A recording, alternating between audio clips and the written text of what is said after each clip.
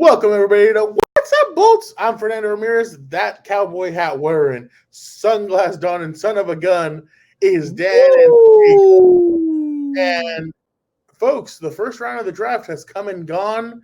A lot of surprises. Is Detroit going back into the 80s? I love it. The Houston Texans double down. They get their pass rusher and their quarterback of the future. And your Los Angeles Chargers made a surprising pick. Surprising to some, not surprising to a few, just because it's kind of been their MO. But the Chargers end up going with Quentin Johnston, wide receiver at a TCU in the first round. Before we get into it, obviously, Dan, what were your thoughts going into the first round? Going into the first round, it's like I said on regular COMPAS on the beat, shout out. I'm not a huge fan of the draft process. Quite frankly, it's turned into a damn sideshow. I think the best part of the draft itself was just that kid up there, screaming for the whatever The pick for the Jets. JE. Yeah, exactly. That guy was electric. That guy was amazing. That kid, it's really awesome to see him get to do that. Other than that, really, it's like I said on COMPAS, the only thing I want the Chargers to focus on in the first round is essentially getting a dog who's going to come in here and work and be productive. Because, it's like I said, in the 20 rounds, it's kind of that, no man's land where they could be really good or they could be, kind of whatever's. So it's going to be interesting to see what happens. We already know what happened in the national championship when he played in the game. So maybe he turns it around. I'm really gonna, I guess where we're really gonna get a good glimpse to see how good this selection was is eventually in training camp and preseason.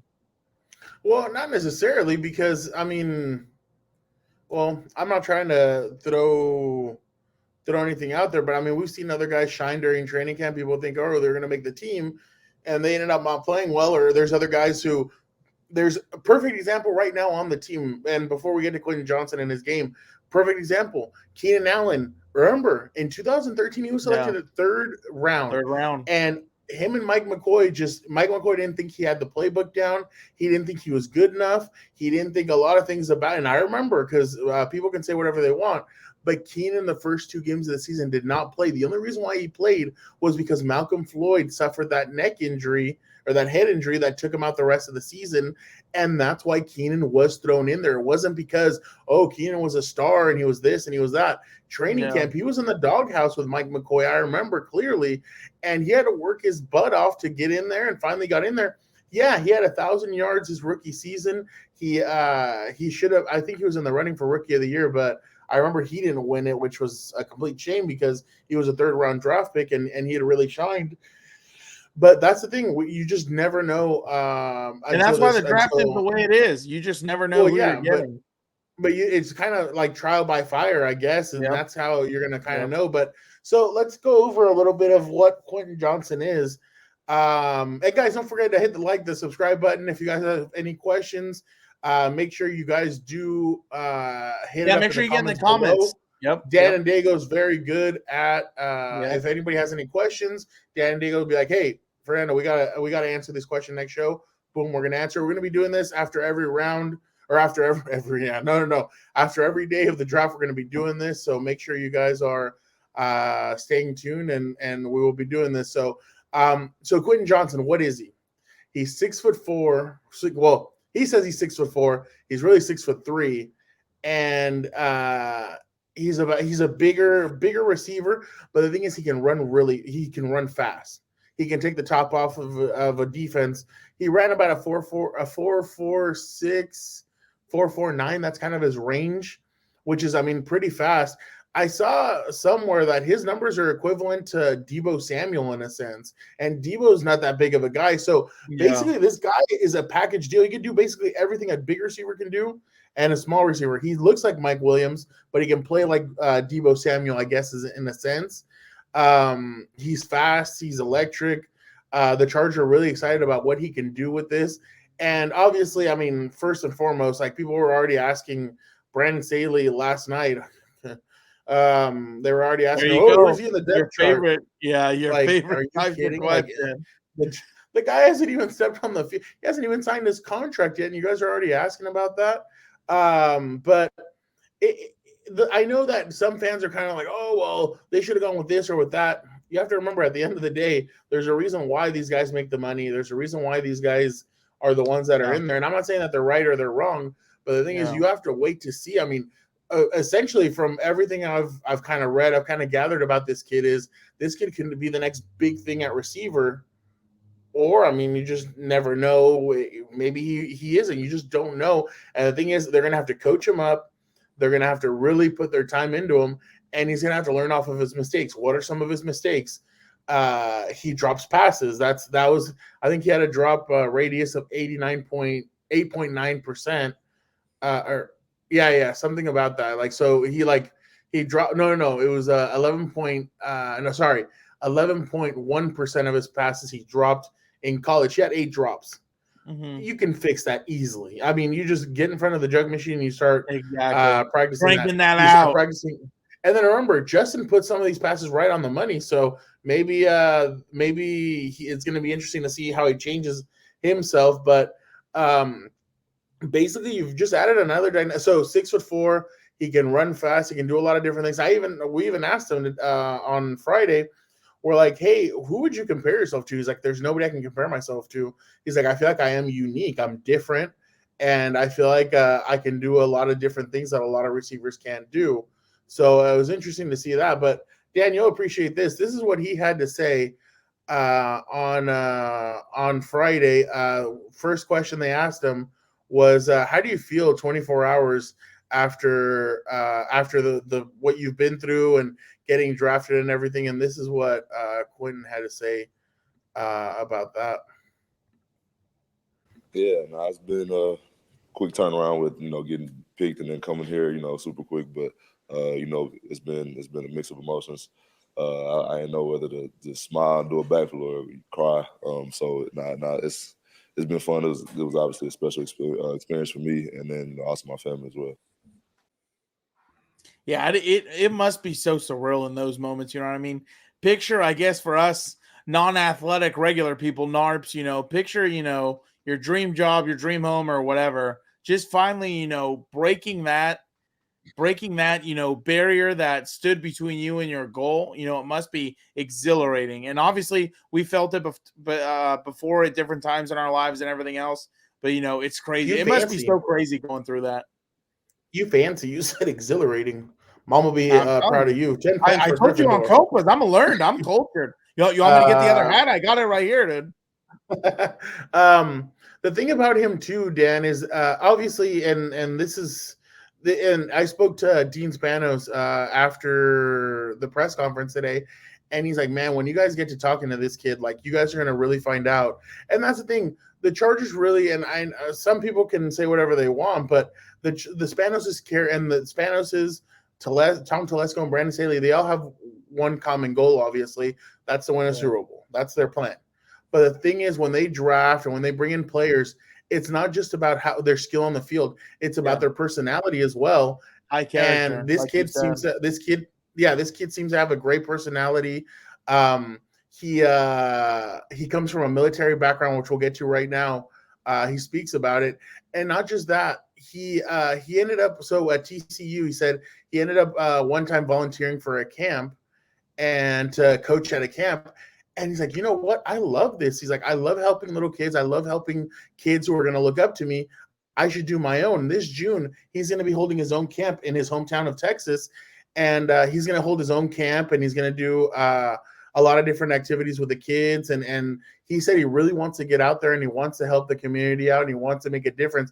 He's like, if a kid looks at me and goes, I want to be the next Quentin Johnston, that just means the world to me. So I hope I can inspire kids to do that. So that's another thing. The Spanos they get really high character players. And that's, I think, what they got with Quentin Johnston as well. So another guy that likes the kid, like Joey, other guys like Joey Bosa, who, sometimes they're kind of standoffish, but they love doing things in the community. Same as this kid, Justin Herbert, likes doing things when it comes to like kids and stuff. Justin Herbert's always in. So things like that. So at the same time, I'm not trying to sell anybody on Quentin Johnston. I'm just saying that's the kind of players that the Spanos family likes getting. And this kid is a high character kid. And not just that, Dan, you're going to love this part. They talked about his work ethic and that he's relentless. He's in the weight room. He's learning. He's always trying to get better.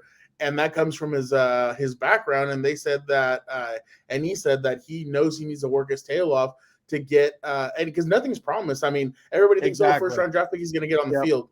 No, Josh Palmer could beat him out. And it's going to be like Brandon said, it's going to be the best guys that understand our playbook and are ready to go are going to be out there. So obviously that in a perfect world, you think, okay, it's going to be Keenan, Mike, and Quentin going out there day one, which no knock on Josh Palmer. It's just that this kid is really talented, but you just never know. But yeah, Dan, sorry, I just went on a little bit of a rant, but no, you're good. You're good.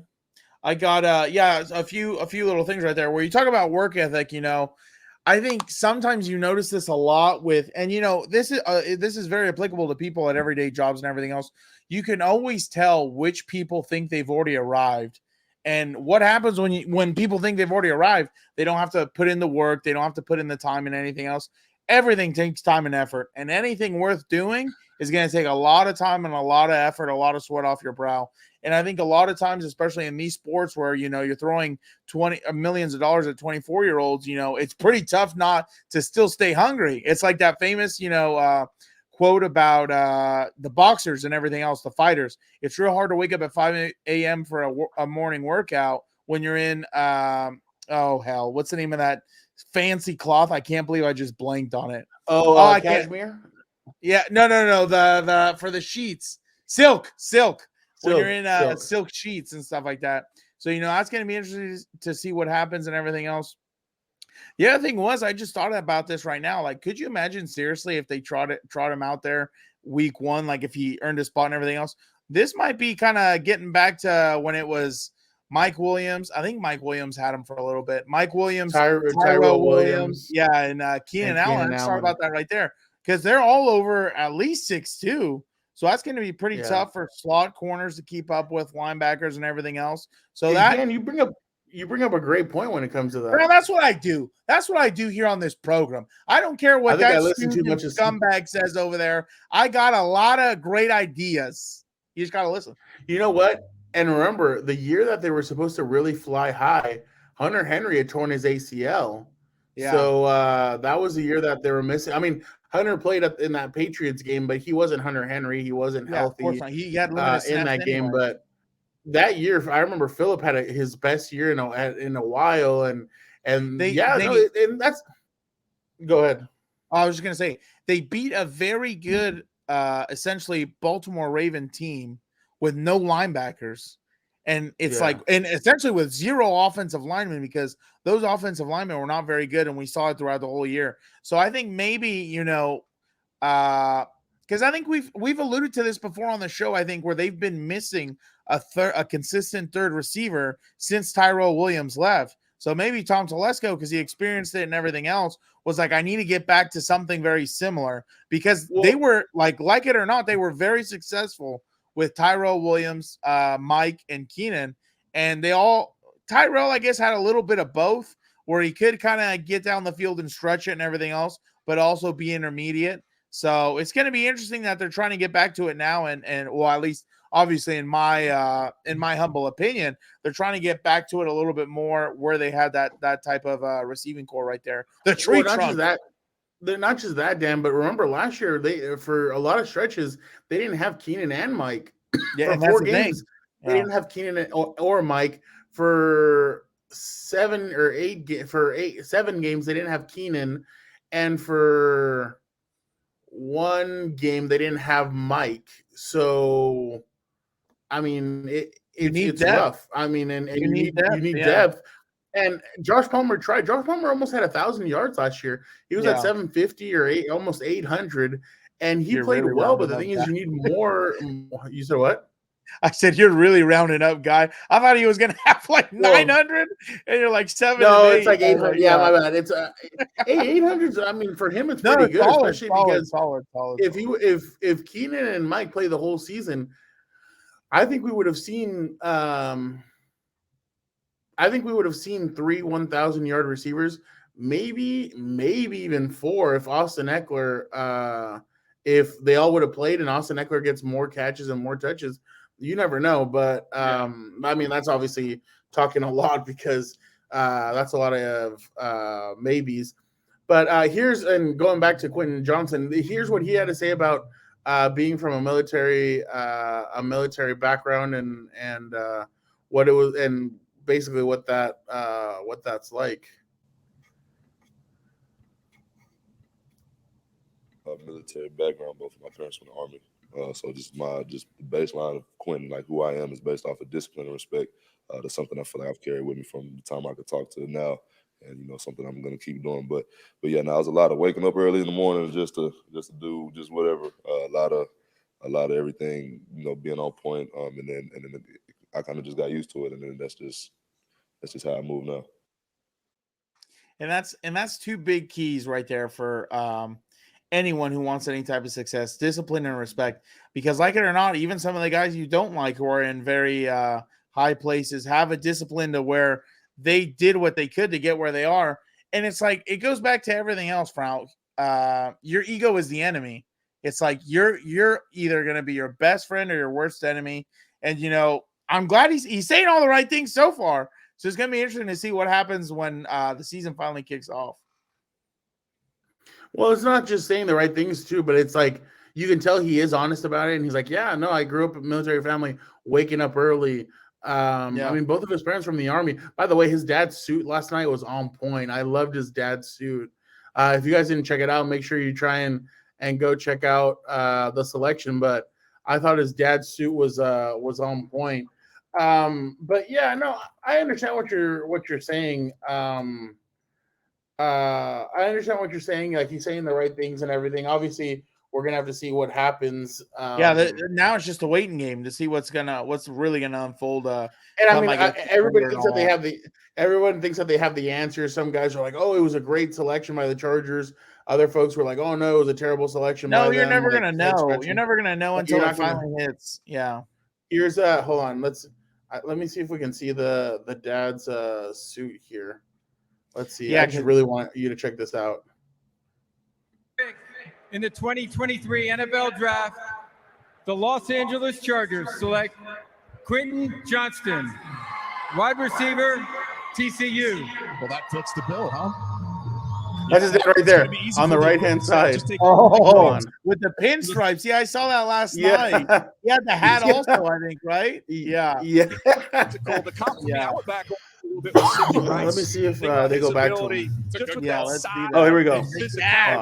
Type the Chargers I think it was with the hat. There's his dad with the hat. Look at with the glasses. With the shades, yeah. They didn't review That's it, a nice suit, though. And that's the mom on the left-hand side. Yeah, that is a nice suit. The dad has swag. Like, look at that. Like, his suit is amazing. Maybe he'll be like the Mrs. Dad for now, and you'll see him around the facility all the time. Hey, I'd welcome it. I'd like to talk to Mr. Johnston about his swag and be like, hey, let me know how I can get that swag just like you, sir, because you're a sensei and I'm a Padawan. Yeah, exactly. But going back to what we're talking about, I mean, obviously, you can tell. The thing is, Dan, and you said it, and you know about it. That work ethic, I mean, you either have it or you don't. It sounds like he has it. Exactly. Knowing the discipline, yes. So last night on the call when he was talking to Tom Telesco and Brandon said, yes, sir, no, sir. Yes, sir. I'm so excited, sir. Thank you, sir. Like, you could just tell he's very disciplined. Yeah. He's humbled. Yeah, you could definitely tell that he comes from a good family. And that's another thing that they talked about. He comes from a good family. So I think work ethic is not going to be a thing that that fans need to worry about with him. I think he really is going to put in the work. And I'm really interested to see what this kid's going to look like in during training camp and when he first plays. But I think the Chargers fans should be excited about the kind of player that they got. Obviously, everybody wanted speed, but they don't like the way they got it. I guess everybody thought Zay Flowers. Zay Flowers is 5'9". I mean, you just don't. And Herbert, I think likes these bigger receivers. Look at how quickly he's adapted to Keenan and to Mike, and he's really gotten a rapport with them. Josh Palmer. Now it's about getting a rapport with Quentin Johnston and the kid is different. He's he's tall, so everybody thinks, oh, he's not going to be fast. But you look at the numbers, and the numbers say he's fast. Look at against Michigan. See, that's the thing, too. I know in the national championship we had a bad game, but everybody did. But look at the game before that against Michigan. 6 catches, 169 yards, and a touchdown. Yeah, that 70-yard touchdown where he did a drag route, and he catches it, and he turns upfield, and he burns him for 70 yards. And he was going up against a second-round draft pick, and I can't remember that cornerback's name right now off the top of my head. But he was going up against a guy that I think is going to go in the second round today. So I'm just saying, I think the kid has talent. I think the kid really is explosive, and I think he could really help this offense out, especially with the weapons that they already have on this offense. And that's what we were talking about pre-draft anyway, that if they were going to get a receiver, they needed a yak guy to begin with. And I guess, there's different types of speed, right? There's, very elusive quickness where you can, get the extra 5 to 6 yards after catch or whatever you want. So, if he turns out to be that's exactly what they've been needing. Because, some of these guys, Keenan and Mike, as talented as they are, sometimes for the most part, they just catch and they drop or they catch, and if there's open space, they'll go, but they eventually get tackled. So maybe if this guy's, going to be that next level type of guy where he can catch a, 5 to 10 yard out or whatever and turn it up for 20 yards, that's exactly what they've been missing. So it's going to be interesting. Either way, the son of Odin's going to put it on him. So there's no way, unless he's dropping balls left and right, it should be good to go and everything else if he can get open. Son of Odin's going to, Frown, what do you want me to tell you? Son of Odin's going to do his work. If you put a penny 100 yards away from him, he'd hit that damn thing from 100 yards out. That's how precise he is. Here's Quentin Johnston on if he had to watch any Justin Herbert highlights on his way, or Mike Williams or Justin Herbert highlights on his way from when he got on the airplane this morning to LA. Did you look up any Justin Herbert highlights or Keenan? I know that voice. I already know about him. I didn't have to go back through and look those up, but it definitely didn't hurt to go back and do it again. But honestly, I'm excited to get to work with those guys. What impressed you about Justin Herbert's game? Accuracy. Like everything is on point. He's always calm in the pocket. Like I just said a few minutes ago, I like to stay here. I feel like he's one of those guys that doesn't get too high or too low. Somebody just mentioned that right now on the show that about Justin Herbert. Fran, what can I tell you? I know because of my brash personality and everything else, people think I'm crazy or wild. I'm neither. I'm Nostradamus. I don't know how many more times I got to say this. I know. I may not know a lot of things, but there's a few things I do know, and one of them is the son of Odin's a freaking stud, dude. I don't care what there's somebody on COMPAS FC that wants to challenge that Nostradamus thing. Oh my God! Don't even start with Mel Kiper Jr. over there trying to steal my takes and everything else. Don't get me started. I'm not trying to get wound up. So definitely it'll be interesting to see. So hey guys, some day 2. Well, you know what? Let me just show you this final clip, and it's actually pretty funny. It was a pretty funny moment today during the press conference where at the beginning you guys heard Quentin Johnston say that he doesn't know whether to cry, do a backflip, or smile. Daniel Popper asked him, he's like, "Can you really do a backflip?" So let's hear what Quentin had to say when he asked him about being able to do a backflip or not. Here it goes. It's actually really funny, so make sure you guys are listening. Yeah, 100%. On tip, I was like, and yeah. So if you guys couldn't hear, at the end you could hear no. The no was Tom Telesco was in the background. Oh, that's hilarious. He's like, no, like do not attempt a backflip. So Tom was there That's making hilarious. sure so it was pretty funny, pretty funny moment, but definitely some good stuff so far.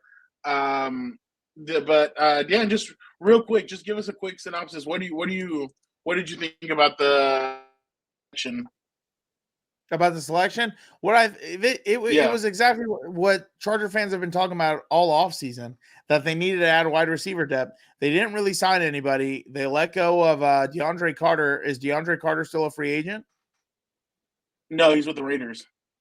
Oh, there you go. Oh, there you go. Raiders poaching another one. So, the only one they really signed was Jalen Guyton back. And, you have no idea what Jalen Guyton is going to be, by the way. So everybody needs to kind of calm those expectations because, like we talked about, he's coming off a torn ACL. You don't know how he's going to come back. You don't know if he's going to have the same speed, agility, or whatever else. So it's going to be interesting to see again in training camp and everything else what he's going to look like. Wide receiver depth was 100% the biggest problem the Chargers had last year. The Chargers, like we talked about earlier in this episode, were missing Mike. We're missing Keenan. At one point, I think Palmer missed a few games. And it's like you had to bring in practice squad players, and it was an absolute mess, the wide receiver core. So this is exactly what they were needing. Whether you don't like this particular wide receiver over another or whatever, that's, I guess, a difference of opinion right there. And obviously we're not in that chair for a reason, I guess, like you said also.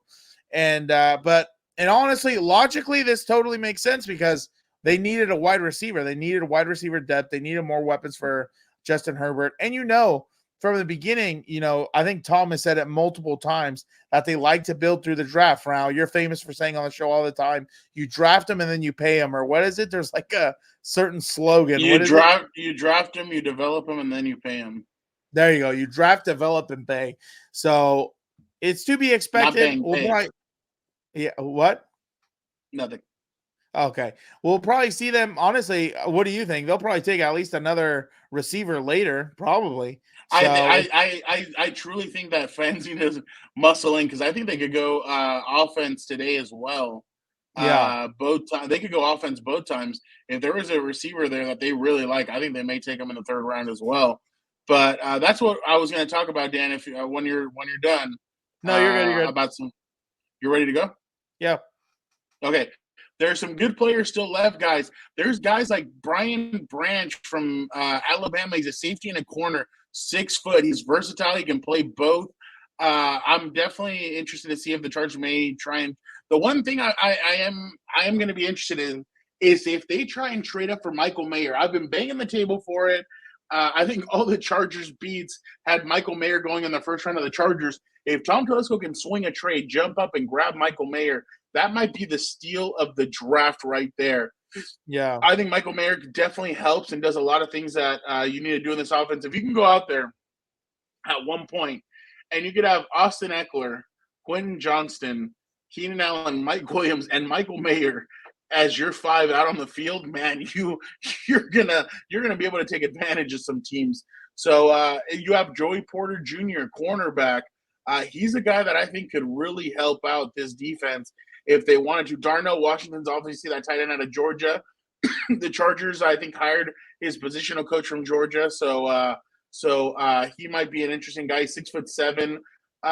Yeah, giant. He's not the receiving. He's a good blocker, but I don't know how much pass catching time they need. And I feel like the Chargers need somebody who can do both, like Michael Mayer. So there's another guy, Luke Musgrave from Oregon State. A lot of people are very excited about him. So yeah, those are some names to kind of look at, and it'll be interesting to see what route the Chargers go. But we appreciate you guys so much for for watching this episode. I got to go watch day 2. Dan and Dago's got some things to handle as well. We will be back to talk about the day 2 selections. Again, we appreciate you guys so much. Don't forget to check out everything else COMPAS on the Beat. Go check out the merch at compasonthebeatmerch.com. Don't forget to check out the website, compasonthebeat.com. Don't forget to check out regular COMPAS on the Beat. Don't forget to check out House of Horns. Don't forget to check out COMPAS FC. COMPAS FC this week. We will be back next week with some great stuff. I couldn't handle this week because of the draft, so we moved it to next week. So don't forget to check out everything on COMPAS FC. Definitely excited about everything we have going on here at COMPAS on the Beat. But we appreciate you guys so much.